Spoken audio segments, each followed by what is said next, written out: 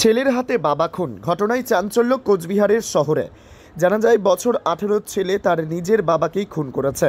ওই ব্যক্তির নাম রাকেশ কুমার, বয়স 44 বছর এবং ছেলের নাম করণ চৌধুরী। ঘটনাটি ঘটেছে কোচবিহার শহরে নিউ কদমতলা দেশবন্ধুর স্মরণীয় এলাকায়। জানা যায় ওই ব্যক্তি ওই এলাকাতে একটি বাড়িতে দীর্ঘ কয়েক বছর যাবৎ ভাড়া থাকতেন। স্থানীয় সূত্রে জানা যায় ওই ব্যক্তির দুই ছেলে। অভিযুক্ত করণ চৌধুরী ওই মৃত ব্যক্তির বড় ছেলে। স্থানীয় সূত্রে আরও জানা যায় অভিযুক্ত ছেলে বাবাকে মারার পর তিনি নিজে তার বাবাকে হাসপাতালে নিয়ে যায়।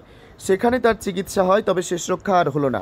ঘটনায় জানাজানি হতে আতঙ্ক এলাকাবাসী। শনিবার বিকেল নাগাদ কোচবিহার জেলা পুলিশ সুপার দ্যুতিমান ভট্টাচার্য ঘটনাস্থলে পৌঁছালে এবং সাংবাদিকদের প্রশ্নে তিনি জানান গোটা ঘটনার তদন্ত চলছে এবং খুনি ওই ছেলেকে বর্তমানে পুলিশ হেফাজতে নেওয়া হয়েছে।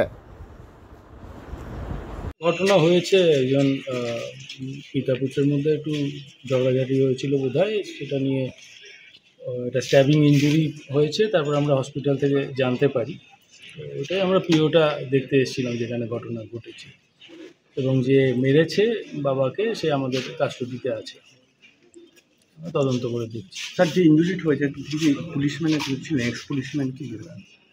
হ্যাঁ, কতদিন আগে রিটায়ার করেছিল?